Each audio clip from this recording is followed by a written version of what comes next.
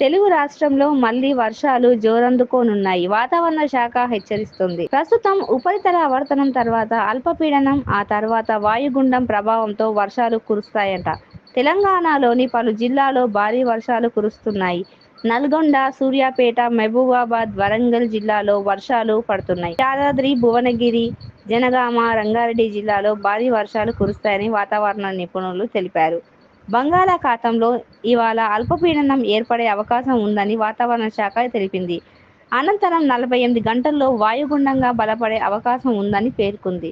ఈ ప్రభావంతో ఇవాళ ఏపీలోని బాపట్ల, ప్రకాశం, నెల్లూరు, కడప, చిత్తూరు, తిరుపతిలో మోస్తారు నుంచి భారీ వర్షాలు కురుస్తాయని వెల్లడించింది. సముద్రం అల్లకల్లోలంగా మారే అవకాశం ఉంటుంది కాబట్టి ఇప్పటికే వేటకు వెళ్లిన మత్స్యకారులు తిరిగి రావాలని, మరో 4-5 రోజులు ఎవరూ సముద్రంలోకి వెళ్లరాదని వాతావరణ శాఖ సూచించింది.